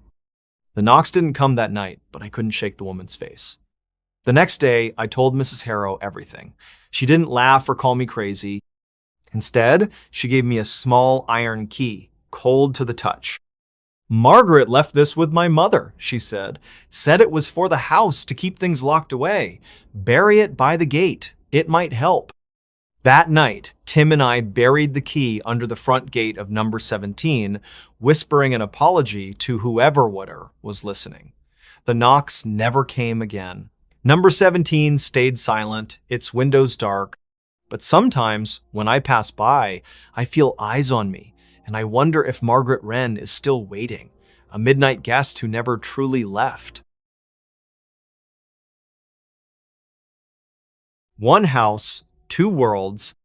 In the quiet town of Haverford, where the streets were lined with oak trees and the days passed with predictable calm, stood a house that didn't quite belong. Number 42, Willow Lane, was a modest Victorian, its paint peeling like old skin, its windows reflecting the world in a way that seemed just a touch too sharp. The locals rarely spoke of it, but when they did, it was with a glance over their shoulder, as if the house itself might be listening. For me, Anna, a 19-year-old college freshman home for the summer, it was just the place I'd grown up in. Or so I thought until the night I discovered it held two worlds. My parents had bought the house before I was born, drawn to its charm and suspiciously low price. It had quirk-squeaky floors, doors that stuck, a faint hum in the walls that Mom blamed on old pipes. I never questioned it, not even when I was a kid, and swore I heard whispers in my closet. But that summer, with Dad away on business and Mom working night shifts at the hospital, the house felt different. Empty, yet not. It started on a Thursday, the air heavy with the promise of rain. I was in the living room, sprawled on the couch with a book, when I heard a thud from upstairs. Not the usual settling of wood, but a sharp, deliberate sound, like something heavy falling. I set my book down, heart ticking faster, and climbed the stairs. The noise had come from the guest room, a space we rarely used, its door always closed. I turned the knob, expecting it to stick as usual, but it swung open easily, revealing a room that wasn't ours. The guest room I knew had a single bed, a dusty dresser, and faded wallpaper. This room was vibrant walls, painted a deep crimson, a four-poster bed draped in silk, and a chandelier casting prisms of light across the floor. The air smelled of jasmine, not the musty scent I expected. I stepped inside, my sneakers sinking into a plush rug that hadn't been there yesterday. A mirror hung on the far wall, its frame carved with intricate vines. My reflection stared back, but it wasn't quite right. My eyes looked older, my hair longer, as if I were seeing a version of myself from another life. I backed out, slamming the door shut. My pulse raced as I checked the rest of the house, half expecting it to have changed too. But the kitchen, the hallway, my bedroom, they were all the same. I told myself it was a dream, a trick of exhaustion, but when I opened the guest room door again, the crimson room was gone. It was just the old guest room, dusty and familiar. The next day, I couldn't focus. I scoured the house for clues, checking the attic, the basement, even the crawl space under the stairs. Nothing. Mom noticed my distraction at dinner and asked if I was okay. I mumbled something about stress and didn't mention the room. How could I? It sounded insane. That night, I waited until midnight, then crept to the guest room. The door opened to the crimson room again, unchanged from the night before. I stepped inside, the jasmine scent stronger now. The mirror drew me in, my reflection shifting subtly now. I wore a dress I'd never owned, my face etched with a sadness I didn't feel. I reached out, and my reflection mirrored me, but its fingers lingered a moment too long. A voice, soft and melodic, whispered, "You shouldn't be here." I stumbled back, heart in my throat, and the door slammed shut behind me. When I reopened it, the guest room was normal again. I didn't sleep, my mind spinning with questions. Was I losing it? Or was the house hiding something? The next morning, I went to the town library, a squat building crammed with yellowed records. Mrs. Lyle, the librarian, was a family friend who'd known my parents since they moved to Haverford. I asked about number 42, keeping my story vague. She raised an eyebrow but pulled out a file on the house's history. "Built in 1883, she said, flipping through pages. "Belonged to a woman named Eliza Marrow. She was a recluse, rumored to be a bit eccentric. They say she believed the house sat on a seam between worlds, a place where realities overlapped. She disappeared in 1901, and the house changed hands a dozen times since." "A seam between worlds?" I asked, my mouth dry. Mrs. Lyle shrugged. "Just stories. People love a mystery." I didn't tell her about the Crimson Room, but Eliza's story gnawed at me. That night, I went back to the guest room, armed with a flashlight and my phone. The Crimson Room appeared again, but this time, the mirror showed something new, a woman who wasn't me, with dark hair and pale skin, her eyes pleading. She pressed her hand against the glass, and I felt a pull, like the air was tugging me forward. I touched the mirror, and the world shifted. I was standing in the same room, but different. The chandelier was gone, replaced by gas lamps. The windows showed a night sky with too many stars, and the air carried a faint hum like a distant choir. The woman from the mirror stood before me. Real now, her dress old-fashioned, her voice trembling. "You're from the other side," she said. "You have to leave before it binds you." "Who are you?" I asked. "Eliza," she said. "This house, it's a bridge. 2 worlds, 1 place. I tried to cross, and now I'm trapped." She explained in hushed tones. The house existed in 2 realities, its walls thin where they met. She'd found the seam a century ago, experimenting with mirrors and rituals, hoping to glimpse another world. But she'd crossed too far, and the house wouldn't let her go. Now it was reaching for me. "How do I stop it?" I asked. "Break the mirror," she said. "It's the anchor." I hesitated, glancing at the mirror. My reflection was back, but it flickered between me and Eliza. The hum grew louder, the room vibrating. I grabbed a candlestick from the bed and smashed the mirror. Glass shattered, and the air screamed at us, sound that wasn't sound, but pressure, like the world snapping shut. I fell to my knees, and when I looked up, I was back in the dusty guest room, shards of an ordinary mirror at my feet. The house was quiet after that. The guest room stayed normal, its walls dull and lifeless. I swept up the glass, my hands shaking, and told no one. Mom noticed the broken mirror, but assumed I'd been clumsy. I let her think that. Weeks later, I found a journal in the attic, its pages brittle and signed by Eliza Marrow. It described the house, the seam, her attempts to cross. The last entry read, "The mirror is the key, but it's also the cage. If you find this, don't look too long." I burned the journal in the backyard, the smoke curling into the night. Number 42 Willow Lane was just a house now, or so I hoped.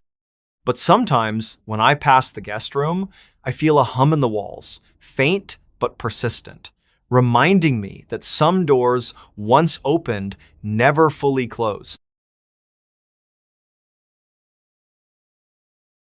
The offering behind the kitchen. In the village of Thornwick, where mist clung to the hills and the river whispered secrets, our family home stood at the edge of a dense forest. It was a squat, stone-walled house, its roof sagging under the weight of years. The kitchen was its heart, always warm from the old stove where my mother baked bread and simmered stews. But behind the kitchen, hidden by a tangle of brambles, was a patch of earth no one spoke off, a place the villagers called the offering ground. I was 15 when I learned why. My name is Lila, and I'd grown up in that house, used to its quirks. The creaky stairs, the drafty windows, the faint smell of smoke that lingered no matter how much we scrubbed. My parents were practical people, dismissive of the village's superstitions, but my grandmother, who lived with us, was different. Her eyes, sharp despite her age, always seemed to see beyond the world. She'd warned me to stay away from the brambles behind the kitchen, saying only, "Some things are best left alone." One October evening, with the sky bruised purple and the air sharp with frost, I was washing dishes when I heard a sound, a low, rhythmic tapping, like a branch against a window, but steady, deliberate. It came from behind the kitchen, where the back door led to the brambles.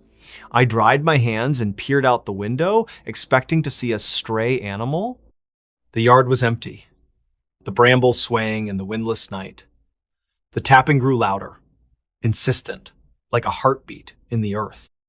I opened the back door, the cold biting my skin.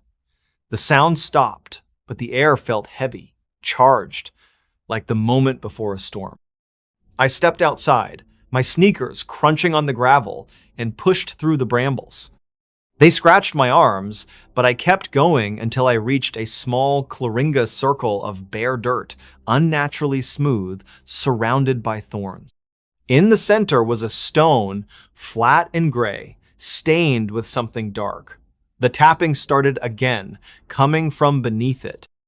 I ran back inside, heart pounding, and found Grandma in her rocking chair knitting. "What's behind the kitchen?" I asked, my voice shaking. Her needles paused, and she fixed me with a look that made my stomach drop. "You went to the clearing, didn't you?" I nodded, unable to lie. She sighed, setting her knitting aside. "Sit down, Lila. It's time you knew." She told me a story older than the house itself.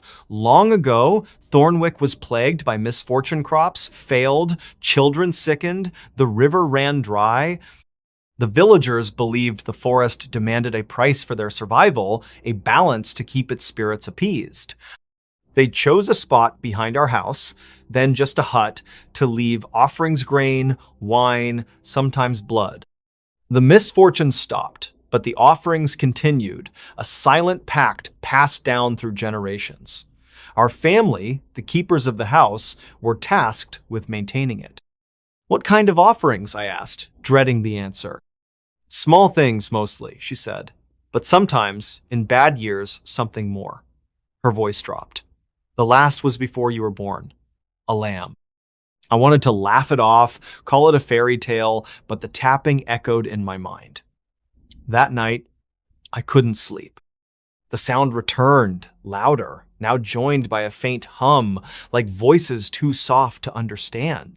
I crept downstairs, avoiding my parents' room, and found Grandma at the kitchen table, a knife and a bowl of herbs in front of her. She didn't look surprised to see me. "It's calling," she said. "The forest knows you've seen the stone." "What does it want?" I whispered. She didn't answer, just handed me a candle and told me to follow her. We went to the clearing, the brambles parting as if they knew her. She knelt by the stone, muttering words I didn't understand, and sprinkled the herbs over it. The tapping stopped, but the air grew colder, the hum sharper. I saw something in the shadows of shape, tall and thin, its edges blurring like smoke. It didn't move, but I felt its eyes on me. Grandma cut her palm, letting a few drops of blood fall onto the stone. The shape vanished, and the air lightened. "It's enough for now," she said, wrapping her hand. "But it'll call again." I didn't sleep for days, haunted by the shape and the stone. I started noticing thing scratches on the back door, dirt on the kitchen floor that hadn't been there before, a faint smell of decay. My parents brushed off my questions, but Grandma's eyes followed me, heavy with unspoken warnings. One night, the tapping became a pounding, shaking the walls. I found Grandma in the clearing, her face pale, a dead sparrow in her hands. "It's not enough anymore," she said. "It wants something living." I froze. "What does that mean?" She didn't answer, just buried the bird by the stone. The pounding stopped, but I felt marked, like the forest had seen me and wouldn't forget. The next day, I went to the village archives, a dusty room in the town hall. Old records mentioned the clearing, calling it the forest's mouth. Entries from the 1800s described offerings escalating in lean year's chickens, goats once a dog. A single line, dated 1892, chilled me. "The forest took a child, and the harvest returned." I confronted Grandma that night. "Is it true? Did they give people?" She nodded, her face crumpling. "Only once. We swore it would never happen again." "Then why is it still calling?" I shouted. "Because the forest remembers," she said, "and it's hungry." I stopped going near the kitchen after that. I begged my parents to move, but they laughed, thinking I was stressed about college applications. The tapping grew louder each night, now joined by scratches like nails on wood. One night, I woke to find the back door open, the brambles parted, and the stone gleaming under the moonlight. The shape was there, closer now, its form almost human but wrong, its limbs too long, its face a blur. Grandma was in the clearing, holding a knife, her eyes wild. "It wants you, Lila," she whispered, "because you saw it." I ran, locking myself in my room, but the tapping followed, now inside the house. I called Mom, sobbing, and she rushed home. By morning, Grandma was gone. We found her shawl by the stone, nothing else. The tapping stopped, and the forest went silent. We moved a month later, leaving the house to rot. The village never spoke of Grandma's disappearance, but I saw the way they looked at me, like I'd escaped something they all feared. I don't know if the forest took her or if she gave herself to protect me. But sometimes, in my new apartment, I hear a faint tap at night, and I smell brambles, sharp and bitter, reminding me of the offering behind the kitchen. Never open your eyes when enchanted. In the village of Duskbloom, nestled deep in a valley where the sun seemed to linger just a moment too long, stories of enchantment were as common as the mist that rolled in each evening. The elders spoke of spirits and spells, of promises made in the dark that bound the unwary. As a skeptical 18-year-old, I dismissed these tales as folklore meant to scare children into obedience.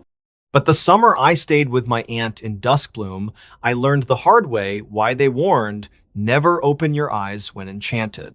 My Aunt Mira lived in a cottage at the edge of the village, its walls covered in ivy that seemed to pulse with life. She was a herbalist, her shelves lined with jars of dried leaves and roots, her hands always stained with earth. Mira was kind but cryptic, her warnings laced with riddles. "Keep your eyes sharp, Nora," she'd say, "but close them tight when the air feels wrong." I'd nod, humoring her, unaware of what she meant. It began on a humid July night, the air thick with the scent of jasmine and something sharper, like burnt sugar. I was restless, unable to sleep, so I slipped outside to sit on the porch. The village was quiet, the only sound the soft rustle of leaves from the forest beyond. As I gazed at the stars, a melody drifted from the trees, faint at first, like a lullaby, then stronger, weaving through my thoughts.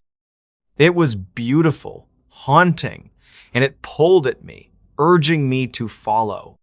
I stood, my bare feet cool against the grass, and walked toward the forest. The melody grew clearer, a voice now, singing words I couldn't understand but felt in my bones. The air shifted, heavier, sweeter, and my head felt light like I was floating. Somewhere deep inside, a warning stirred Mira's words about closing my eyes, but the song drowned it out. I stepped into the forest, the trees closing around me like a curtain. The path was narrow, lit by a strange glow that didn't come from the moon. The voice led me deeper, its notes wrapping around my heart. I don't know how long I walked before I reached a clearing where a figure stood, a woman or something like one. Her hair was long, shimmering like liquid silver, her eyes hidden in shadow. She wore a dress that moved like mist, and her smile was both kind and sharp. The song came from her, and it held me in place, my limbs heavy, my thoughts slow. "You're lovely," she said, her voice the melody itself. "Stay with me, see my world." I wanted to speak, to ask who she was, but my tongue was leaden. Her hand reached out, cool fingers brushing my cheek, and the world tilted. Colors bled into each other, the trees bending into impossible shapes. I felt myself slipping, my will dissolving into her song. Then Mira's warning cut through the fog. Close them tight when the air feels wrong. I squeeze my eyes shut, the spell's pull weakening slightly. The woman laughed, a sound like breaking glass. "Open your eyes, child. See what I offer." I shook my head, eyes clamped shut, my heart pounding. The air grew colder, the sweetness turning sour. Her voice sharpened, the melody twisting into something harsh. "Look at me," she hissed, her breath hot against my face. I stumbled back, tripping over a root, but kept my eyes closed. Images flashed in my mind, dancing under starlight, a feast of glittering fruit, a world where I was never alone, but beneath it, I sensed a hunger, a void that would swallow me whole. I whispered, "No," my voice trembling but firm. The ground shook, and the woman screamed a sound that wasn't human, tearing at my ears. I ran, eyes still shut, guided by instinct and the faint sound of the river. Thorns scratched my arms, branches snagged my hair, but I didn't stop. The scream faded, replaced by the rush of water.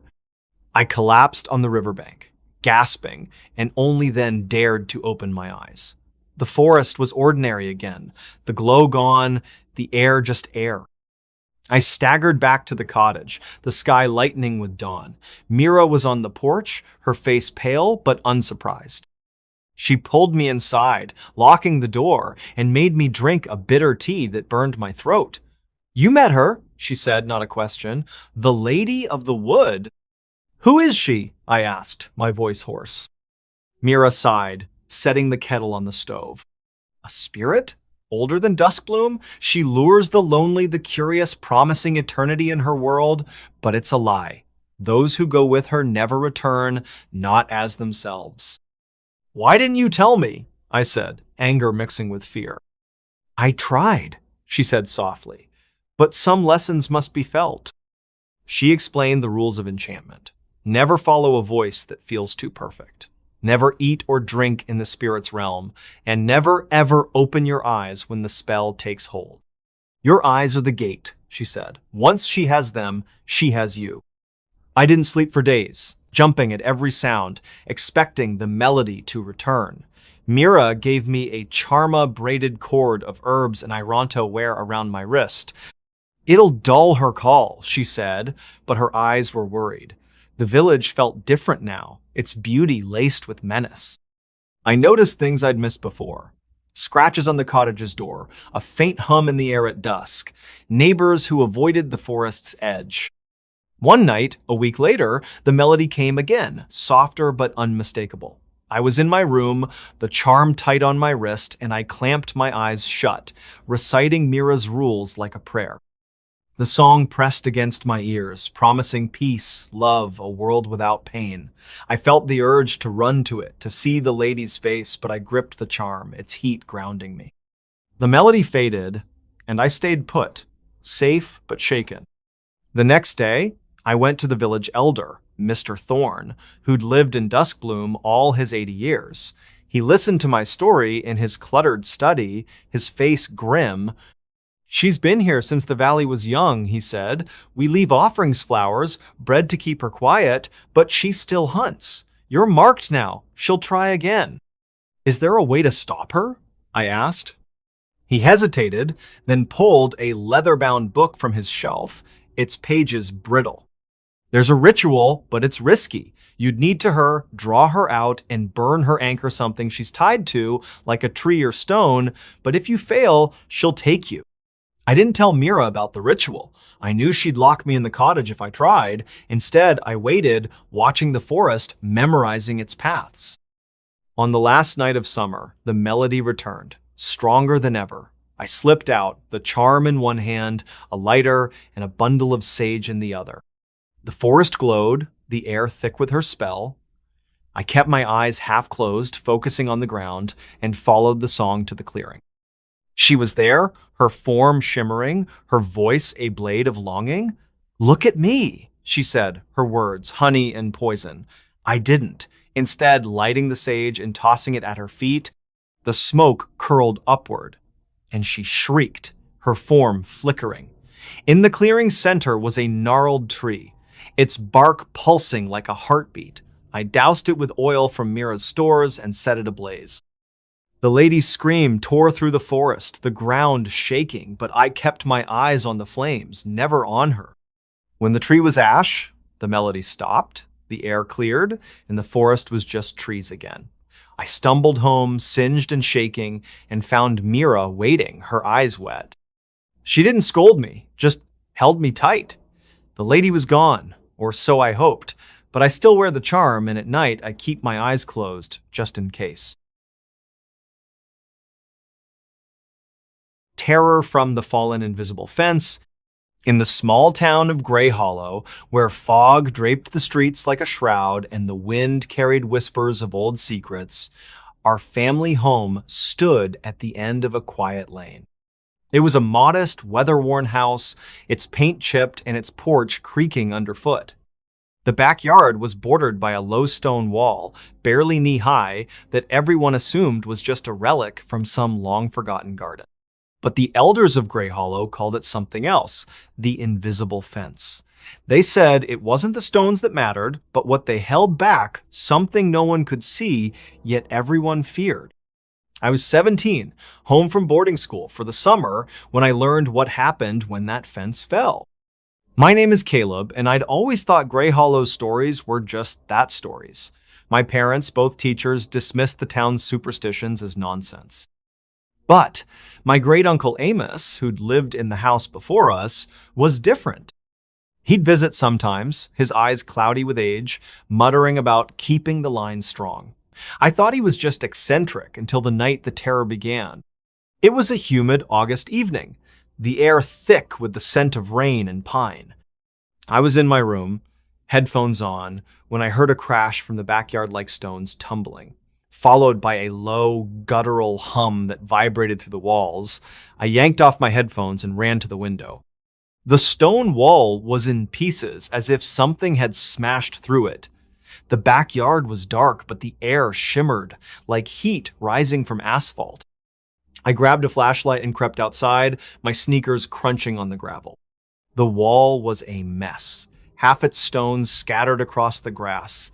Beyond it, the forest loomed, its trees denser than I remembered, their branches swaying without wind. The hum was louder now, pulsing in my chest, and the air felt wrong too heavy, too cold for summer. I swept the flashlight beam across the trees, and for a moment, I saw something, a shape, tall and thin, its edges blurred like a smudge on glass. It vanished when the light hit it, but my skin prickled with the certainty that I was being watched. I ran back inside, locking the door, and called for my parents. They were in the kitchen, puzzled but unconcerned. "Probably just kids messing around," Dad said, peering out the window. Mom nodded, but her eyes lingered on the broken wall, a flicker of unease crossing her face. I didn't tell them about the shape or the hum. They wouldn't believe me. The next night, the hum returned, louder, joined by a scratching sound, like claws on wood. It came from the walls, the floor, even the ceiling. I checked the backyard again, and more stones were gone, as if something was dismantling the wall piece by piece. The forest seemed closer, its edge creeping toward the house. I called Uncle Amos, who lived in a nursing home an hour away. His voice was shaky but firm. "The fence is down, isn't it?" he said. "You need to fix it, Caleb. It's not just stones, it's a barrier." "A barrier for what?" I asked. He hesitated. "Something old, something that doesn't belong here." He told me the story over the phone, his words clipped with urgency. The stone wall wasn't just a garden feature. It was part of a ritual laid down generations ago to seal a rift, a tear in the world that led to somewhere else.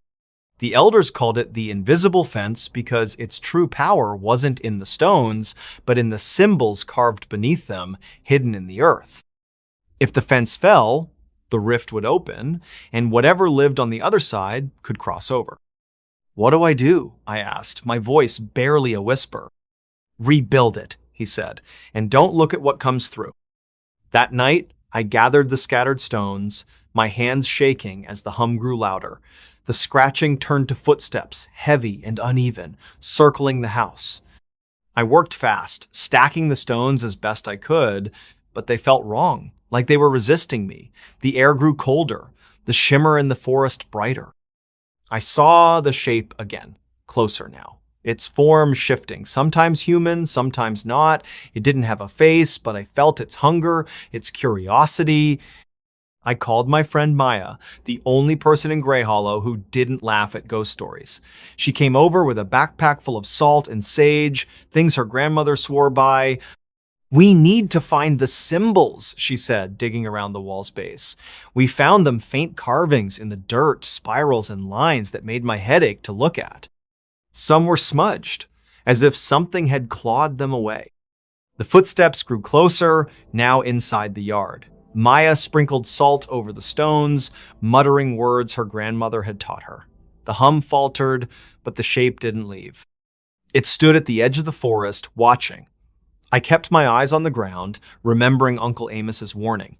Maya grabbed my hand, her voice steady. "Keep working. Don't look up."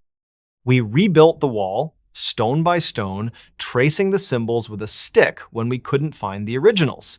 The air grew heavier, the hum now a low growl. Something brushed past me, cold and sharp, like a blade of ice. I flinched, but kept my eyes down, stacking the last stone. Maya lit the sage, its smoke curling upward, and the growl became a wila sound that wasn't sound, but a pressure that made my ears pop. Then, silence. The air cleared, the shimmer faded, and the forest was just trees again. The wall stood, uneven but whole. We stepped back, panting, and I risked a glance at the forest. Nothing. No shape, no hum, just the quiet of a summer night. The next day, I visited Uncle Amos. He looked frailer than I remembered, but his eyes were sharp. "You did well," he said. "But it's not over. The rift is still there, and the fence won't hold forever." "What's on the other side?" I asked. He shook his head. "No one knows, but it knows us." We never spoke of it again, but I noticed things after that night scratches on the back door, a faint hum when the wind was still, shadows that moved against the light. My parents didn't believe me when I tried to explain, so I stopped trying. Maya and I kept watch, checking the wall every week, reinforcing the symbols with salt and ash. The shape hasn't returned, but I feel it sometimes, waiting just beyond the trees. The house is still ours, but it doesn't feel like home anymore. It's a guard post, a line between our world and something else. Every night, I check the locks and listen for the hum, knowing the invisible fence might fall again, and next time, stones alone might not be enough. Before that grave was moved. In the sleepy hamlet of Crow's End, where fields of barley swayed under a perpetually gray sky, our family farm had stood for generations. The house was old, its timbers groaning with stories, its windows fogged with age. Beyond the barn, at the edge of our land, was a small graveyard, just 3 headstones. moss-covered and tilting like weary sentinels. The graves belonged to the Halloways, the family who'd built the farm in the 1700s. Everyone in Crow's End knew the graves were untouchable, a silent pact woven into the town's bones. I was 16, too young to understand why, until the summer they decided to move one of those graves. My name is Sarah, and I'd grown up hearing whispers about the Halloways. They were the town's founders, but their legacy was shadow tales of strange rituals, of a pact with the land that kept Crow's End fertile while neighboring towns withered. The graveyard was sacred, or cursed, depending on who you asked. My father, a practical man with calloused hands, scoffed at the stories. Just old graves, he'd say. But my grandmother, who lived with us, would clutch her rosary and mutter, "Leave the dead where they lie." That summer, a developer from the city bought the land next to ours, planning a strip mall. The problem was the smallest grave, set slightly apart from the others, its headstone barely legible. Eleanor Halloway, 1,740 to 1,760. It sat just over the property line, and the developer wanted it moved. The town council, swayed by promises of jobs, agreed despite protests from the elders. They hired a crew to relocate the grave to the churchyard a mile away. My father was hired to help, and I was roped in to clear brush around the site. The work began on a muggy July morning, the air thick with the scent of earth and decay. The crew arrived with shovels and a backhoe, their faces uneasy despite their jokes. I hacked at the weeds, my skin prickling as I neared Eleanor's grave. The headstone was cracked, the name etched deep, as if resisting time. The ground around it was oddly soft, like it had been turned recently, though no one had touched it in years. As I worked, I heard a faint hum, like a voice too low to catch, coming from the earth. The crew chief, a burly man named Tom, laughed off my hesitation. "Just your imagination, kid," he said, but his eyes avoided the grave. They started digging, the backhoe's roar drowning out the hum. I watched from a distance, my stomach twisting. The soil came up dark, almost black, and wet, though it hadn't rained in weeks. When they reached the coffin, the hum stopped, replaced by a silence so heavy it pressed against my ears.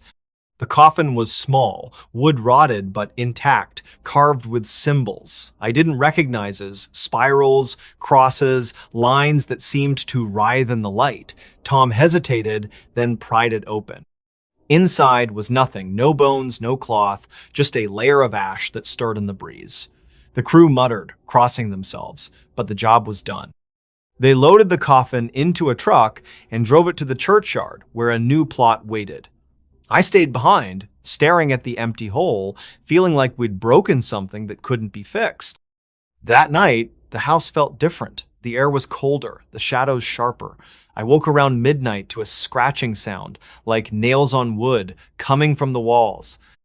I checked my room, the hallway, nothing, but the sound followed me, faint but persistent, like it was inside my head.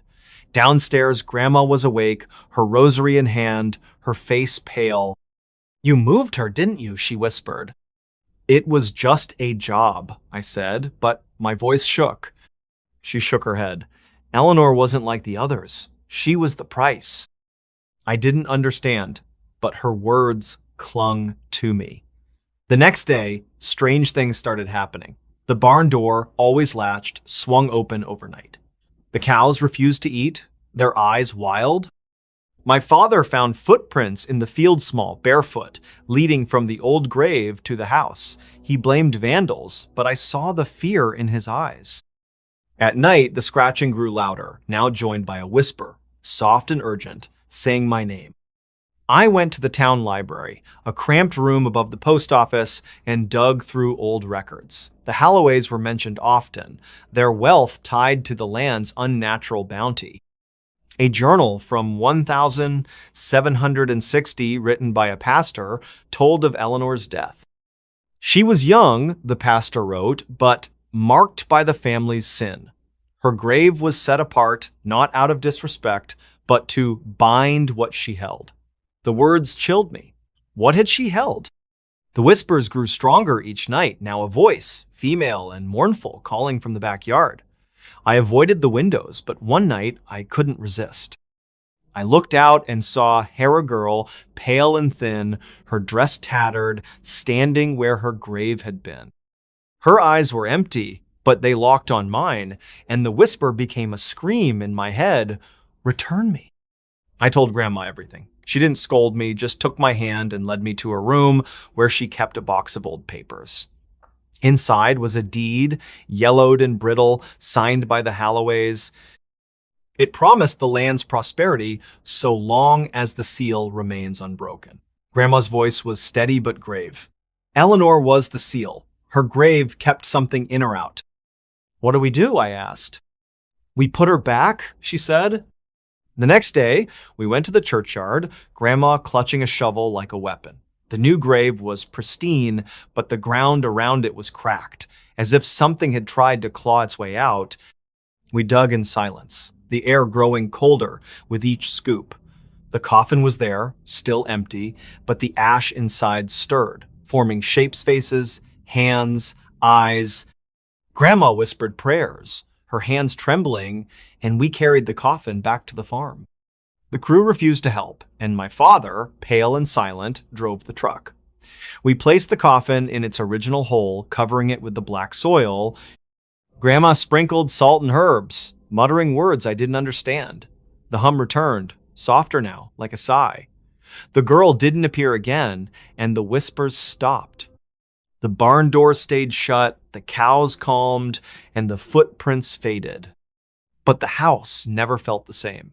Shadows lingered in corners, and the air carried a faint hum like a warning. The developer's project-stalled equipment broke, workers quit, and the land stayed barren. Crow's End went quiet, but I saw the looks the elders gave our farm, a mix of fear and respect. Grandma never spoke of it again, but she kept the deed locked away, a reminder of the price we'd almost paid. I left for college that fall, eager to escape, but every night I check my windows, half expecting to see her Eleanor, standing in the dark, waiting for her grave to be moved again. Because I know now, some things, once disturbed, never truly rest. The Scream from the Heirloom Doll. In the village of Mistvale, where the hills were cloaked in fog and the air always carried a hint of damp earth, our family home stood like a relic from another time. It was a creaky two-story house with narrow windows and a roof that sagged under the weight of countless winters. My mother inherited it from her great-aunt, along with a collection of oddities that filled the attic-old clocks, chipped teacups, and a single porcelain doll that no one ever touched. The doll, with its painted smile and glassy eyes, was the family's heirloom, said to be older than Mistvale itself. I was 17, home for the summer, when I learned why it was called the Screaming Doll. My name is Elise, and I'd always found the doll unsettling. It sat in a locked glass case in the attic, its white dress yellowed with age, its black curls still glossy despite the years. My mother called it a treasure, but she never explained why we kept it locked away. My younger brother, Sam, only 12, was obsessed with it, always begging to see it closer.